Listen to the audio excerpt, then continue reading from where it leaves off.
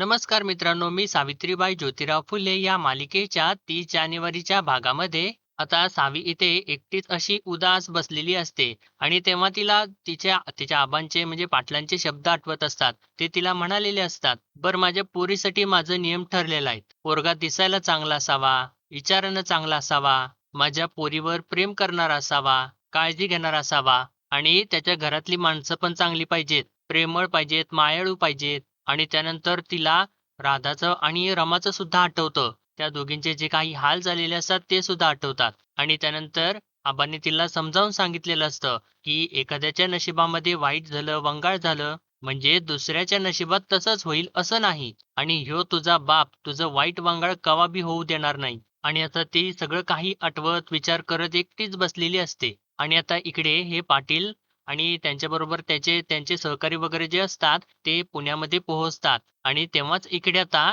रानोजींची बायको म्हणजे त्यांना म्हणत असते, "हे बघा काही बी झालं ना, तर माझ्या भावाचीच मुलगी ज्योत्याला करायची आणि कळलं का तुम्हाला?" असं ती विचारत असते. तर तेव्हा रानोजी म्हणतात, "होय, होय कळलं." तर त्यांची बायको म्हणते, "अहो तुम्ही ऐकून तरी घ्या की. हे बघा नेवसे पाटलांची लेक जर ज्योत्याला केली की नाही, तर मग आपल्यासनी हातच चोळत बसावं लागल. कळलं का तुम्हाला?" तर रानोजी वैतागतात आणि म्हणतात, "अगं कळलं गं बाई." तर त्यांची बायको अजून त्यांना वैतागवते. म्हणते, "काय कळलं तुम्हाला? नुसतंच कळलं, कळलं, कळलं म्हणताय. अहो कळलं असतं तर आत्तापर्यंत पर्यंत हे लग्न मोडलं नसतं का? हे बघा अजून बी वेळ गेलेली नाही. काही बी बहाणा करा, पण हे लगीन मोडा. कळलं का तुम्हाला?" आणि असं ती बोलत असताना परत रानोजी म्हणतात, "होय, होय, कळलं, कळलं." इतक्यातच त्यांचा मुलगा आता तिथं येतो आणि म्हणतो, "आप्पा, दादांनी बोलवलंय तुम्हा दोघांसनी." आणि ते ऐकल्यानंतर तर रानोजींची बायको तर खुशच होते आणि म्हणते, "बघा अहो नशीब कसं चालून आलं या. आपल्याला तर समोर नावताना आलं या. आणि चला आता उठा लवकर आणि हे बघा एवढं डोसक्यात ठेवायचं, त्या नेवसे पाटलाची सोयरीक मोडायची म्हणजे मोडायची. कळलं का?" तर तेव्हा रानोजी अजून वैतागतो आणि हातच जोडून म्हणतं, "हे कळलं गं बाई? कितीदा सांगशील? उगाच माझ्या मागं भुणभुण लावू नकोस. माझं मला विचार करू दे." आणि असं म्हणून आता हे वैतागतात आणि तिथून आता हे दोघे सुद्धा दादांच्याकडे जाऊ लागतात. तर इकडे आता दादा पाटलांना म्हणतात, "म्हणजे सोयरीक पक्की समजायची देवा." तर तेव्हा पाटील सुद्धा हात जोडतात आणि म्हणतात, "दादा आमच्याकडून तर होकार आहे." आणि तेव्हा हे दोघे सुद्धा एकमेकांना हात जोडतात आणि आता ज्योतीची आणि सावीची सोयरीक पक्की होते मित्रांनो. आणि आता हे सर्वजण खूप खुश असतात. तर सगुण अक्का म्हणते, "बाई अंबाबाईच पावली म्हणायची." आणि पाटलांना म्हणते, "पण बरं झालं तुम्ही आलात बरं. घर बघायला मिळालं. उद्या ना शेतीवाडी बघा." तर तेव्हा पाटील सुद्धा म्हणतात, "वैजी, वैजी." इतक्यातच आता रानूजी आणि त्यांची बायको तिथे येते. तर तेव्हा दादा म्हणतात म्हणजे ते पाटलांना सांगू लागतात, "हे आमचं थोरलं बंधू रानोजी आणि या वहिनी आहेत." आणि रानोजींना सांगतात, "आप्पा हे खंडोजीराव नेवसे पाटील." तर तेव्हा रानोजी तर एकदम कडक रामराम त्यांना करतात. तर दादा सांगतात, "हे नायगाववरून आल्यात." तर तेव्हा रानोजी म्हणतात, "असं-असं आणि लईच लांब वाकडी वाट करून आलेत पाटील." असं ते थोडंसं खोचकच बोलतात आणि पाटलांना ते जाणवतं सुद्धा. तर सगुणाक्का म्हणते, "ज्योती त्यांना पसंत आहे आणि पोरगी काय साजिरीच आहे." असं ती एकदम आनंदात सांगत असते. तर आता रान्होजींची बायको म्हणते, "अहो सगुणा माणसं, दुसऱ्या बी पोरी आहेतच की सांगून आलेल्या. त्या बी साजऱ्या आहेतच की आणि त्यासाठी एवढ्या लांब जायची काय गरज आहे?" आणि तिने असं म्हटल्यानंतर या सगळ्यांना थोडंसं वेगळंच वाटू लागतं आणि पाटील तर थोडंसं धक्क्याने त्या दादांच्याकडे बघू लागतात. तर आता इकडे मित्रांनो सावीची आई आणि अक्का जी असते ते त्या दोघी थोडीशी काळजीत असतात. सावीकडे बघून त्यांना चिंता वाटत असते. आणि सावीची आई अक्काला विचारते, "काय हो वंस तुम्हाला काय वाटतं? लग्नाचं पक्कं झालं असेल का?" तर अक्का म्हणते, "झालं असणार गं. किती काळजी करतेस गं तू?" तर सावीची आई म्हणते, "माझ्या पोरीच्या चेहऱ्यावरचा रंग पार उतरून गेलाय." तर अक्का म्हणते, "अगं होय की. अगं किती चिवचिवाट असायचा माझ्या या चिमणीचा. आत्या मी जाऊन आले बरं का आणि मला वाटतंय माझ्या मेलीचीच दृष्ट लागली वाटतं." तर सावीची आई म्हणते, "नका वंस बोलू. आता बाप लग्नाची बोलणी करायला गेलाय, मग बाकीच्या पोरी किती हरकून गेलेल्या असतात आणि हिला तर बघा ना." असं या दोघींचं बोलणं चालू असतं. इतक्यातच आता माधू सर्व काही भाजीपाला घेऊन तिथे येतो आणि सर्व भाजीपाला तिथे ठेवून घेतो आणि त्यांना सांगतो आणि ध्यानात ठेवायचं समध्यांनी, उद्या दिस उगवायच्यात आपल्याला शिरवळला जायचं आहे. तेव्हा उद्या बेताने यायचं आणि ते सर्व काही भाजीपाला तिथे ठेवतो आणि तिथून त्यांना घेऊन निघून जातो. तर आता अक्का त्यामधली थोडीशी भाजी घेते आणि सावीजवळ जाऊन तिला म्हणते, "अगं सावी बाळ इकडे ये की. हे बघ बाळा शास्त्री बुवांच्या घरी जाऊन त्यासनी भाजी देऊन ये बरं का."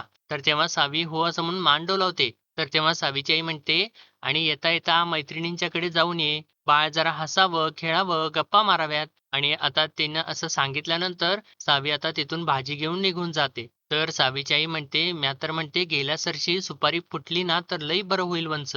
तर अक्का म्हणते, "अगं होणार गं समदं, नको काळजी करूस." तर आता इकडे फुल्यांच्या घरामध्ये कुलकर्णी म्हणतात, "बरं आता हे सगळं काही पक्कं समजायचं का? मुलीकडचे सांगा बरं." तर तेव्हा आता पाटील म्हणतात, "नाना तुम्हीच सांगा." तर तेव्हा नाना म्हणतात, "होय, होय, आमच्याकडनं पक्कं समजा." तर तेव्हा कुलकर्णी आता दादांना विचारतात, "मुलाकडचे काय करायचं?" तर तेव्हा दादा म्हणतात, "होय, होय, आमचं बी पक्कंच आहे की." तर तेव्हा आता रानूजींची बायको मध्येच बोलते, म्हणते, "नाही म्हणजे आता पक्कं तर झालंयच म्हटल्यावर सुपारी फोडायची घाई कशापायी?" तर रानूजी मध्येच म्हणतात, "नाही भावकीचा विचार घ्यायला पाहिजे का नको?" तर दादा म्हणतात, "अरे अप्पा, तू थोरला आहेस की, मग दुसरा कोणाचा विचार कशासाठी घ्यायचा?" तर रानूजी म्हणतात, "पण मला कुठं काय कळू दिलंय? आणि तुझं जर पक्कं होतं, तर आम्हासनी कशासाठी बोलवलंयस? आणि बास, चल गं रखमे." असं म्हणून त्यांच्या बायकोला घेऊन तिथून चाललेले असतात. तर तेव्हा दादा उठतात आणि म्हणतात, "अरे अप्पा थांब." असं म्हणून त्यांच्या हाताला पकडतात आणि मागे खेचतात आणि म्हणतात, "अरे असं का करतोयस? अरे थोरला आहेस तू, थोरल्यासारखं वाग की जरा. चल बस बरं, बस मुकाट्यानं, ये बरं." असं म्हणून त्यांना आपल्या जवळ आता बसवतात आणि त्यानंतर पाटलांना म्हणतात, "पाटील, पोरगी आम्हासनी पसंत आहे आणि हे ठरल्याप्रमाणे जे काही देणं-घेणं आहे, ते सगळं काही मंजूर आहे आम्हासनी." तर तेव्हा आता दादांनी असं सांगितल्यानंतर बाकी सर्वजणच खुश होतात, पण रानूजींची बायको मात्र नाखुशच असते. तर आता या दोघांचं सगळं काही ऐकल्यानंतर कुलकर्णी म्हणतात, "म्हणजे याचा अर्थ असाच, की आता वधूकडील मंडळी आणि वराकडील मंडळी या दोघांचा सुद्धा सुपारी फोडण्यास होकार आहे." तर तेव्हा हे दोघं सुद्धा म्हणजे दादा सुद्धा होय हाय म्हणतात आणि इकडं पाटील सुद्धा आणि त्यांचे सहकारी सुद्धा होय हाय हाय असं म्हणतात आणि हे सगळेजणच खुश असतात. तर तेव्हा आता कुलकर्णी एकदमच म्हणतात म्हणजे राणूजींना ते बोलतात, "आप्पा तुमच्या हाताने सुपारी फोडा." तर तेव्हा राणूजी म्हणू लागतात, "म्या?" आणि त्यांची तर चांगलीच कुळचीत झालेली असते. म्हणजे इकडे त्यांची बायको त्यांना थांबवायसाठी घेऊन आलेली असते आणि इकडे आता कुलकर्ण्यांनी त्यांना सुपारी फोडायला लावलेली असते. तर दादा आता त्यांना म्हणायला लागतात, "अरे आप्पा फोड की सुपारी." तर तेव्हा आप्पा थोडंसं म्हणजे राणूजी थोडंसं त्यांच्या बायकोकडे बघतात. तर तेव्हा ती नाही, नाही असं म्हणून मान डोलावत असते. पण त्यांचा तर आता नाईलाज होतो आणि दादा आता त्यांच्या कपाळाला टिळा वगैरे लावतात आणि आप्पा आता सुपारी वगैरे घेतात, त्याच्यावरती पाणी वगैरे सोडतात आणि नाईलाजास्तव आता सुपारी फोडतात. तर सुपारी फोडल्यानंतर सर्वजणच नमस्कार करतात आणि खूप खुश होतात. आणि पाटलांना जी शंका असते, की बटूशास्त्रींनी त्यांना सांगितलेलं असतं, की काहीतरी विघ्न नक्कीच येणार आणि विघ्न न येता या सगळ्या विधी आता व्यवस्थित पार पडतात. तर इकडे आता बटूशास्त्री कोणाची तरी पत्रिका वाचत बसलेले असतात. तर तेव्हा त्यांची बायको येते आणि विचारते, "अहो कामात आहात का?" तर तेव्हा बटूशास्त्री म्हणतात, "हो, हो. आपला पंतू जी आहे ना, त्याची रमा. तर त्या रमाला रोज स्वप्न पडतं आणि त्या स्वप्नामध्ये मधमाशांचा थवा तिच्या डोक्यावरती घोंगावतोय असं तिला दिसतं." तर ते ऐकल्यानंतर त्यांची बायको तर आश्चर्यचकितच होते. तर तेव्हा बटूशास्त्री म्हणतात, "हा दुःखदायी काळ आहे." तर त्यांची बायको विचारते, "पण यावरती काही उपाय?" तर बटूशास्त्री म्हणतात, "उपाय? उपाय आहे की." आणि ते एक मंत्र म्हणून दाखवतात आणि म्हणतात, "असा मंत्र म्हटला, की मग स्वप्न पडणे बंद होईल." आणि असं या दोघांच्या मधलं बोलणं चालू असतं. इतक्यातच आता मित्रांनो सावी तिथं भाजी घेऊन येते आणि तिला बघितल्यानंतर बटूशास्त्री चिडतातच नेहमीप्रमाणे आणि म्हणतात, "कोण? सावित्री?" असं म्हणून ते गडबडीनं उठतात आणि बाहेरच्या दिशेने येतात. तर सावी म्हणते, "काकी, आत्यानं भाजी पाठवली आहे." तर तेव्हा बटूशास्त्रींची बायको म्हणते, "बरं, बरं, ठीक आहे, ठेव तिथे." तर तेव्हा सावी भाजी तिथेच कडेला ठेवते आणि बटूशास्त्री लगेचच विचारतात, "काय मग पाटील आले का पुण्याहून?" तर सावी नाही असं म्हणून मान डोलावून सांगते. तर बटूशास्त्री आता थोडंसं हसू लागतात आणि म्हणतात, "येतील, येतील. कदाचित लग्न ठरवूनच येतील." आणि त्यानंतर त्यांच्या बायकोला म्हणतात, "पण काशीबाई, पोरीच्या वाटेला काय बरं आले? हे असं लग्न ठरतं आणि परत मोडतं. असो, पण हे मात्र जमेल असंच वाटतंय." तर तेव्हा त्यांची बायको विचारते, "पण ते मागं आलेलं स्थळ ते हेच आहे ना?" तर बटूशास्त्री म्हणतात, "हो, हो, तोच तो उर्मट मुलगा. पण काहीही असू दे, हे लग्न मात्र होऊन जाऊ दे बास." आणि सावीला म्हणतात, "पण एक गोष्ट लक्षात ठेव, काय आहे ते पुणा आहे, नायगाव नाही. इथं आम्ही सगळं तुझं खपवून घेतो, पण तिथे पुण्यात ना तुझा हा फाजीलपणा अजिबात चालायचा नाही. तिथे पेशव्यांचं राज्य होतं. त्यामुळे जरा जपून. नाही म्हणजे मी आपला वडिलकीच्या नात्याने तुला सल्ला देतोय." असं ते सर्व काही सांगत असतात आणि तेव्हा आता सावी परत निघायसाठी जाऊ लागते आणि इतक्यातच त्यांची बायको आता त्यांना म्हणते, "हे पुण्याचं तरी होईल का पक्कं?" तर बटूशास्त्री म्हणतातच, ग्रह वक्री आहे त्यामुळे पोरीच्या नशिबात संसार सुख नाही. आणि ते सगळं काही सावीच्या कानावरती पडतं आणि ती परत उदास होऊ लागते आणि परत तिच्या डोळ्यामध्ये पाणी येतं. तर त्यांची बायको अजून पुढे बोलतच असते. म्हणते,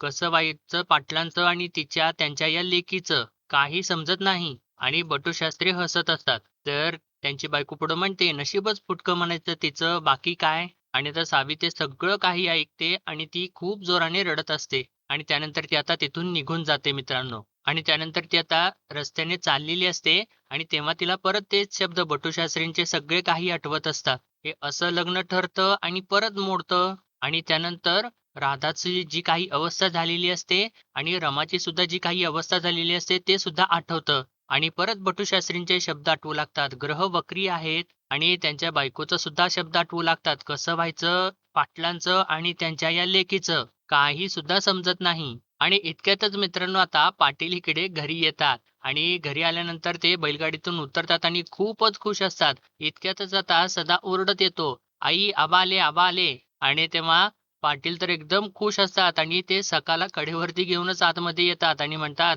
अशी सगळी गमजा झाली कळली का तुला? तर सावीची आई त्याला म्हणते, अरे काय रे तुझं हे तू लहान आहेस का रे त्यांच्या कडेवरती बसायला? तर तेव्हा पाटील म्हणतात, असू दे हो लहान काय लेकरू. बर लक्ष्मीबाई आधी तोंड गोड करा.